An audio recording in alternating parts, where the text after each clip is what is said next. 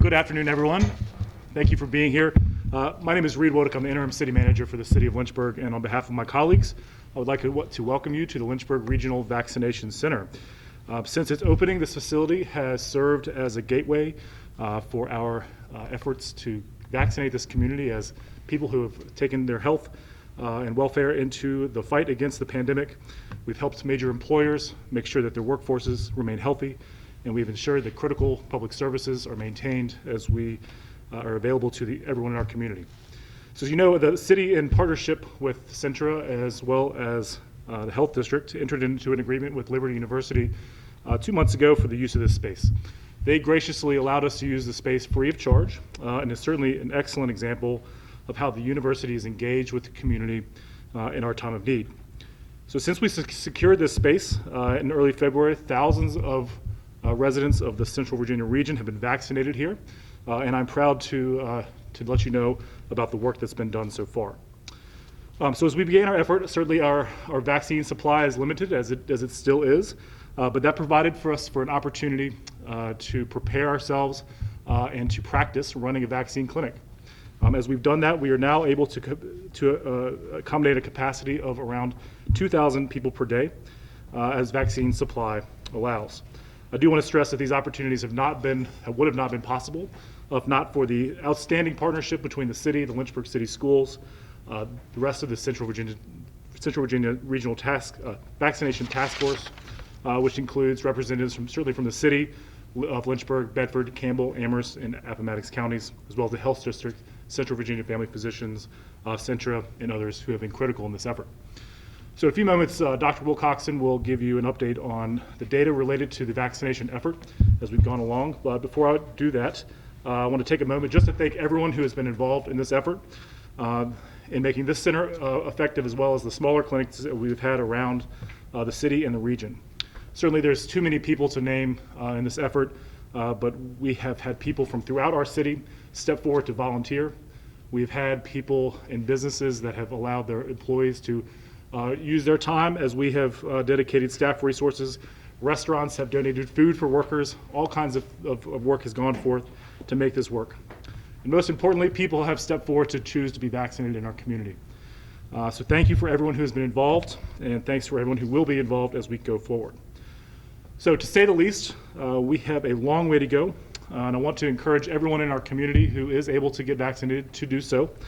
I will let Ms. Foster tell a little bit more about that in just a few minutes, but we have some exciting opportunities and announcements today as we go forward. But it is really important that everyone in our community who is able to get vaccinated does choose to do so. We hope that we will do that. So I'll turn it over now to my friend and colleague, Dr. Whitney Wilcoxon, who serves not only as our operational medical director, but also our incident commander for our vaccination effort. Good afternoon, y'all. Thank you for coming. I wanted to start by taking a moment to recognize a lot, actually, of what you just referenced, just the incredible collaboration and cooperative efforts within the task force itself, within the community, within our partners. We have partners that are huge, like Liberty and Centra. We have partners that are smaller, like some of the churches that we have been attending to. All of them have gone well above and beyond what we would normally think would be their role to make sure that their citizens are safe. I wanted to also particularly recognize really the backbone of the task force, which is our 5 emergency coordinators and senior EMS leadership for each of the localities. 2 of these folks are standing behind me right here, Ms. Foster and Chief Wormser. 5 localities, 10 people roughly. Some folks have some folks have a dual role, I should say. These are demanding jobs to begin with in the best of times. In the setting of a pandemic, to take on the additional responsibility of coordinating vaccination efforts is really just extraordinary. And the accomplishments that the task force has achieved would not have been possible without them. In the last 8 weeks, we have given roughly 19,000 doses of vaccine. Just to put that in perspective, the first 2 of those 8 weeks, we only had 1,500 doses that were available for us to give. So you can see that things have ramped up very quickly. And certainly this regional pod is a big piece of that, but I would be remiss if I didn't note that each locality also has their own central sites that they are running with the folks that I mentioned, the emergency coordinators and also the EMS leadership, but also shout out to the school systems. Not only have they given us their sites, but frequently they've given us their personnel. And the school nurses in particular have been just hugely central to this effort. Next week for most of them is spring break. I want them all to know that they should enjoy that break, they should rest up, and then they should come back and get ready to give a whole lot of vaccine because we have a lot coming. It's pretty exciting. Obviously, I'm sure everybody's seen in the national news that numbers are climbing rapidly. This is what we have been waiting for. Citizens certainly are ready. We see every day that people want vaccine, and the next roughly 8 weeks or so will be pivotal. It is my personal goal that we get a first dose into everyone in this community who wants it by May 30th. That would allow us to have a second dose by June 30th. From my perspective, that means that we would also then have some summer where everybody could be safe and healthy, and I think we all would like that. The other piece that I wanted to mention, we talked about central sites in each locality, but another piece for each locality is thinking about the folks in their community that have a harder time accessing resources. Some of those are populations that are underserved medically to begin with. Some of those are folks who have less access, for example, to internet or other electronics. I'll let Ms. Foster here tell us more about some of those things coming, but we recognize that these are really key. We also recognize that our community is going to have to fix ourselves, and so no matter what I dream up or my partners dream up, this really comes down to neighbor, helping each other and looking after each other to make sure that we all get the resources we need. We asked early on for the community to have patience and to have some grace as we waited for vaccine.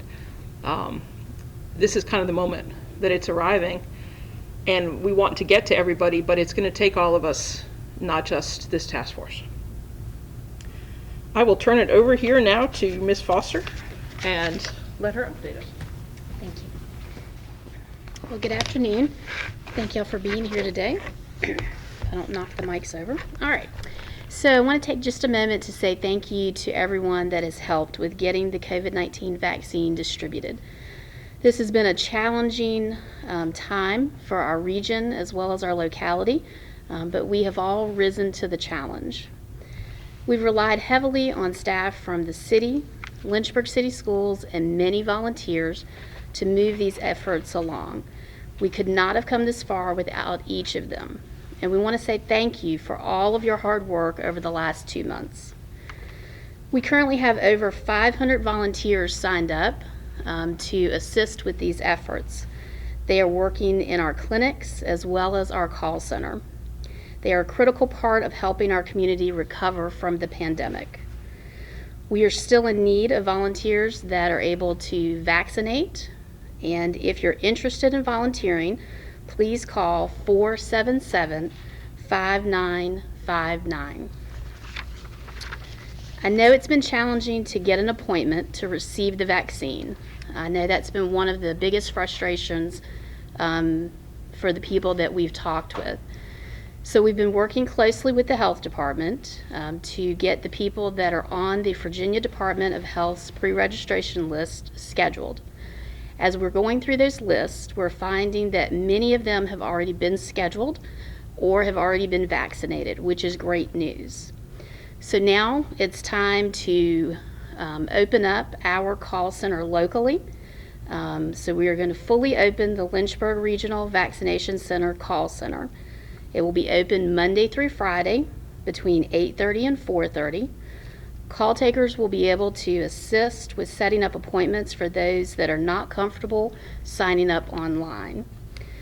The call center will be focused on scheduling appointments for the Regional Vaccination Center, and the telephone number that you can call is 455-5889.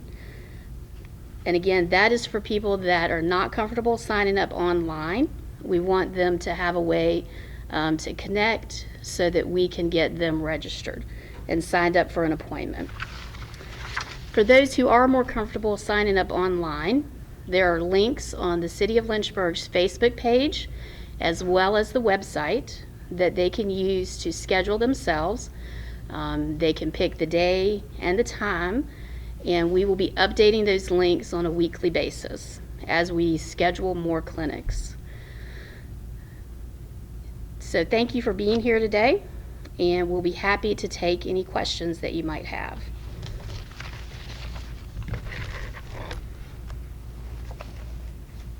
Based on kind of your wish list timeline, Dr. Wilcoxon, of May 30th, having everyone the first dose NARS, and kind of how you guys have monitored 1B and the size of that population and the time and the number of doses and all those factors, do you guys have any rough estimate of when we might go from 1C, like I saw on the flyer, to opening this up to everybody?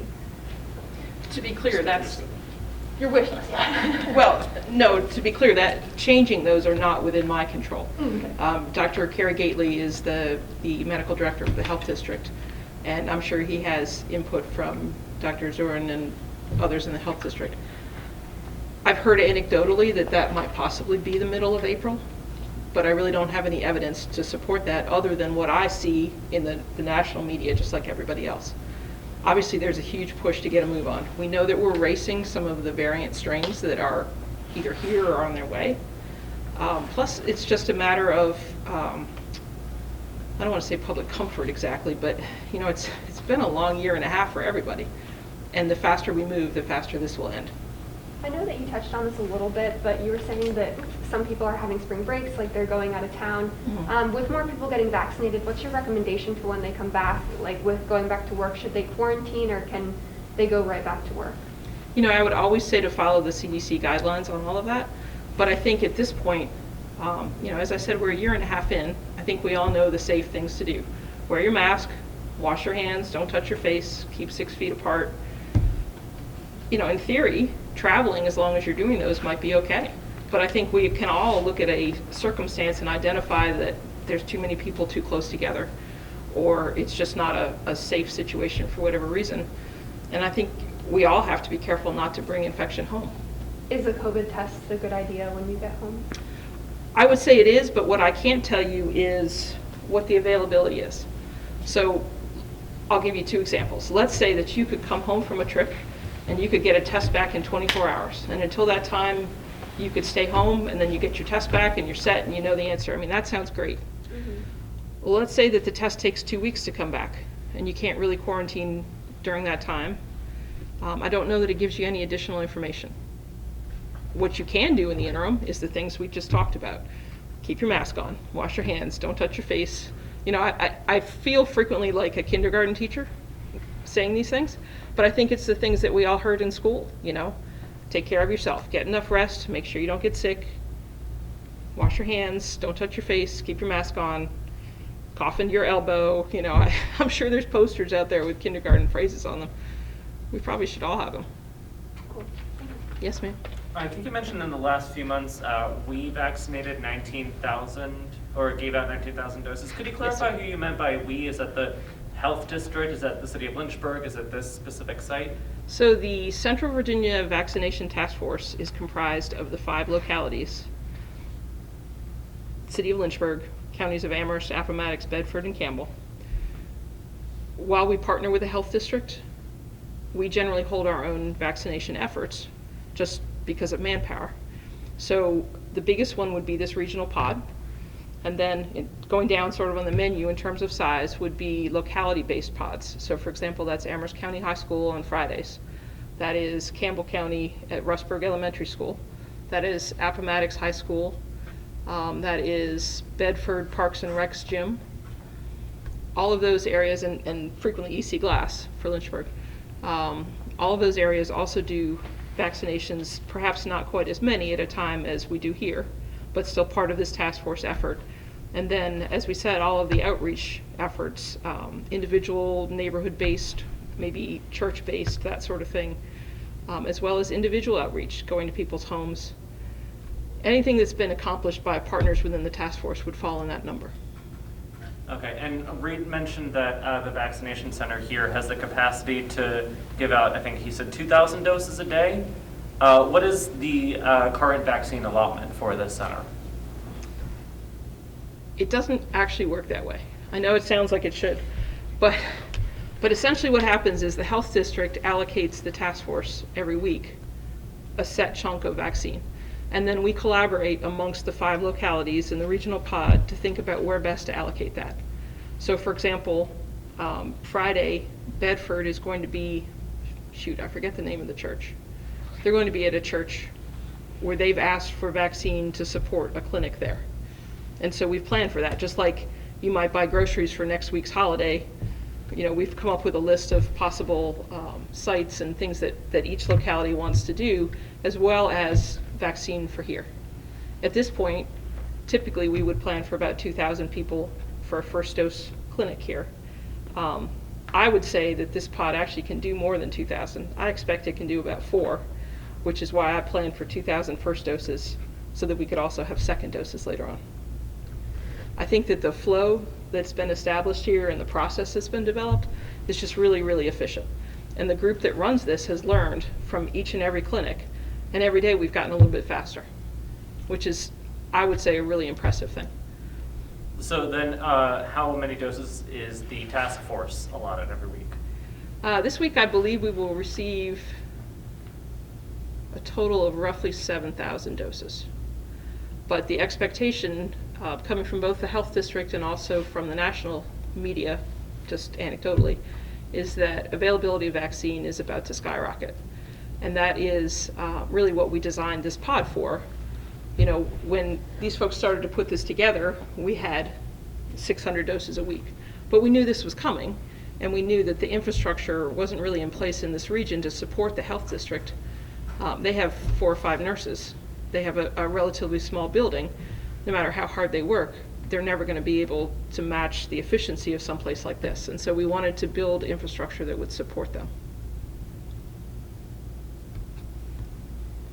About how many days a week, I know you mentioned interviews with me before, No, how it's many okay. days a week are you currently doing clinics, and then how do you anticipate that will change moving forward at this rate? So right now, we started here on Saturdays. Last week we did Thursday and Saturday. This week we will have Wednesday, Thursday, and Saturday, and then next week I anticipate that we'll add Sunday to that.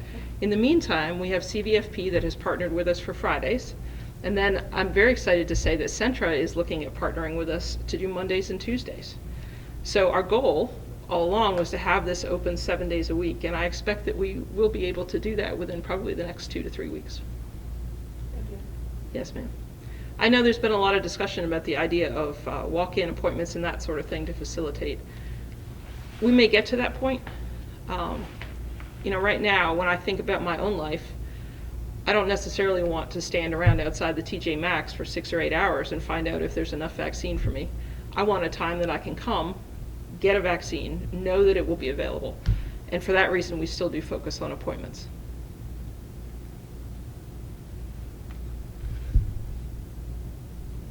With those volunteers, you said that there are about 500 folks who have signed up. Is that enough, or how many more folks are you looking to sign up? And just out of curiosity, are these folks who have medical professional background, or are these folks coming in for training and just willing to help out? So it's actually a very good mixture of people with medical background as well as non-medical. And we can always use additional volunteers because we're not only wanting to use them to staff our regional clinic, but also some of the more community-based clinics as well. And some of our volunteers have expressed an interest in doing that. We do need, one of the areas where we have the greatest need right now is in vaccinators, people who are licensed, trained to be able to give the shots. So that is one area where we could use some additional help there. And anyone else that's interested, they just need to go online and sign up, and I'm sure we will find a place for them. Is there a goal and a particular number in mind of how many volunteers you'd like to have? We don't have a particular goal, but we know as the operations continue to grow that we will be able to use more manpower. And we also know that this will go on, for at least several more weeks, maybe months. and we want to make sure that we have enough people to be able to sustain that long-term operation. Yep.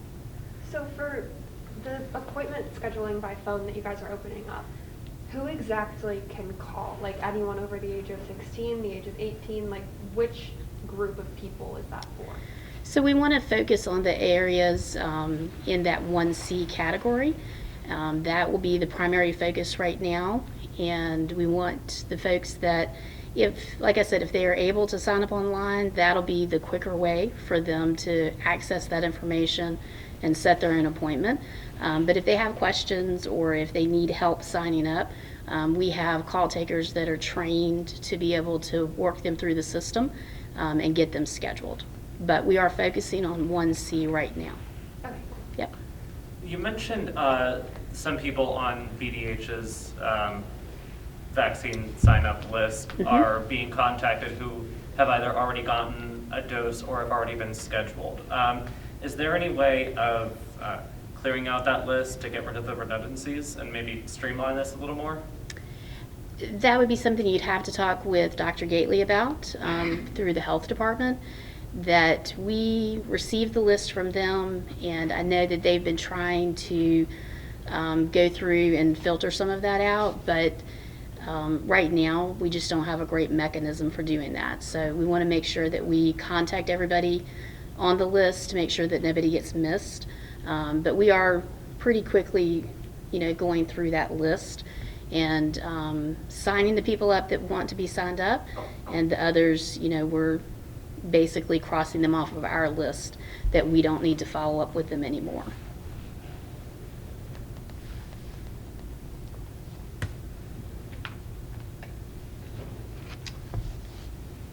Okay, if no one else has any questions, thank you all very much for coming. Again, we would certainly encourage everyone in our community to get vaccinated when you're able, if you're able. And again, thank you to everyone for all of the work that's been done. Along this effort, we have a long way to go, and we will get there as a community and as a team. So thank you again for being here, and we'll see you next time. Thanks.